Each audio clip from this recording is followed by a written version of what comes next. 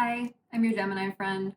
So this video is going to be about another sort of basic topic, but I feel like this brings a lot of nuance to any chart and the overall understanding of how your energies are expressed. So this is going to be about planetary dignity and debility. We know that each planet rules a sign. So the signs of the planet rule, that's going to be the most natural energy for the planet to be expressed through, the sign. For example, Mercury in Gemini. This is rulership. It's the strongest form of dignity. But we also have signs that each planet is exalted in fall, and in detriment. And I'll put a chart up on screen so that you can see which planets are under what, so I don't have to go over all of them individually. And before I get into it, I just want to mention that I do offer natal chart readings and synastry readings if you're interested in my insight on your chart or situation. But getting into the importance of dignity, this can show you strengths and weaknesses that you have. When a planet is in a sign that it naturally expresses itself through, especially if it's in its exalted sign, this amplifies the positive qualities of the planet and of the sign. It's a very natural expression. It shows that this is an area of skill for you, familiarity, something that flows naturally. When you have a planet that's in a challenging sign for it, this can indicate challenges, areas where you need to work on and develop resilience. Having planets in fall and in detriment especially shows a lot of resilience because it's not just smoothly expressed, this part of your psyche that the planet represents. There's more going on there. It's more complex. You can think of a planet in a sign that's very natural to it as being in like a positive environment that really fosters that energy, and one that's more difficult, it's like a harder environment to thrive in. But of course, I always see challenges as opportunities for growth and transformation and for really understanding yourself. And it is the sign that gives the planet dignity. The house is just like context. Even if you have, say, for another example, Gemini Mercury in the third house, that is just emphasizing that Mercurial Gemini energy, but the house doesn't really have to do with the dignity, just for clarification. So when a planet is exalted, this is second only to its ruling sign and can show really high potential and strength with this energy. How the exaltation is determined, there isn't a formula for it. It's really about which sign amplifies that planet's energy. And there can be a really specific effect here because this shows that the nature of the planet, it's supported. This is a harmonious connection between the energies. But for example, Jupiter, this is Sagittarius's natural planet, but Jupiter is exalted in Cancer, which is kind of weird at first, but when you understand the nurturing qualities of Cancer, the way that it represents emotional depth and wisdom, and also fertility, this really aligns with Jupiter's principles and what it represents. Jupiter in Cancer creates a more like protective and nurturing environment for that Jupiter energy to be expressed in a way that is more about the emotions. It's in a water sign rather than a fire sign, which is why to me it seems a little weird, but I think this combination of energies is incredible for depth, for processing emotions in a way that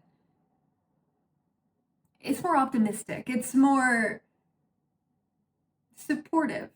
So look at any planets that you have in their exalted sign and consider this to be an area where you can really excel, really focus on that, and consider all of your interests that might have anything to do with it, or any ways that you can use this energy positively. Of course, it's going to depend on the planet, depend on the sign, how you're going to use it, but exalted planets are typically a very natural, positive expression, and a part of us that there's less discord. It becomes naturally. This can be skills and talents related to the sign and the planet.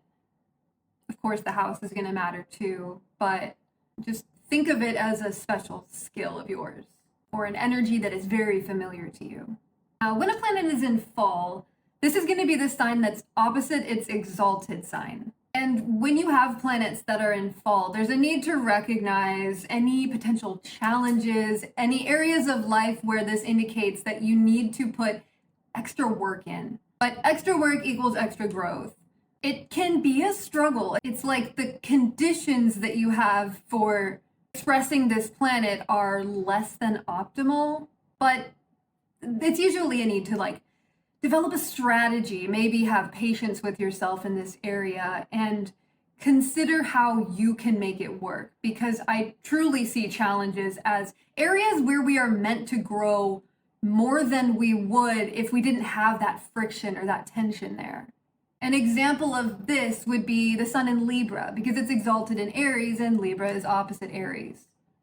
And this is not to say that Libra suns, that there's anything wrong with you. It's just that the sun, it thrives in Aries energy because Aries is assertive and decisive and bold. It reacts and it just is. Libra considers other people so much. It's so much associated with the other. And the sun is meant to represent the self. So when the sun is in Libra, it's expressing itself in a way that is a little bit less than comfortable because of that lack of decisiveness, assertiveness that comes with an overconsideration of others. And it can be kind of fun to look to each planet in its fall sign and figure out why. Just a little fun challenge if you want to. Then we have Detriment. And Detriment is the sign that is opposite the sign's natural ruler. So this tends to be challenging. It's like the planet wants to express itself in the exact opposite way that the sign is representing it comes out in you. Its natural function is the opposite of what it's trying to do. So of course, this can be tons of friction and tension within you. Lots of inner turmoil can be associated with planets in detriment. But this is where the resilience really comes out, because it's almost like a forced perspective shift, being forced to look at things the opposite way, which I love, because we can understand a planet's energy so much by having to go through the opposite. Sometimes things can be understood better by also understanding what they are not. And external challenges can come with this as well. It's not all just internal, especially if this is happening in a personal planet of yours. For example, Moon in Capricorn, it's opposite its natural ruler, Cancer. When such a personal part of you as your moon is being expressed in the opposite way that it wants to, you have to learn how to work around that. You have to learn how to develop your emotions in a way that you otherwise wouldn't have to, which can lead to even greater success, discipline, and even a sense of achievement. When you finally figure out how to express the energy in a way that works, it's great. It's a sign of working on yourself and improving any disharmony within. We should always be looking to our hardest placements, the parts of us that we like the least, and figure out how to make them work, embrace them, acknowledge them, or at the very least, don't reject it. Don't reject a part of you that is in detriment or in fall, because it's that way for a reason. And of course, knowledge is power. Being aware of these things, you can really create your own strategy and make that tension into something that pushes you forward rather than just sitting in the uncomfortable energy. That's what all tension in our charts is meant to push us out of what's not working. And especially exalted planets, these can show you gifts that you have, your strengths, and where you can put in even more effort to succeed like crazy. And the dignities can also tell you where to focus your energy, where to use more, where to use less. It can really tell you a lot about yourself. So, short and sweet one here. And if you do have video suggestions for me, please let me know what you'd like me to go over. I've been thinking about doing a series on Chiron. I have so many ideas, but I'm very indecisive. It's hard to choose, so any suggestions, I would very much appreciate them. Thank you so much for watching. I love you. Bye.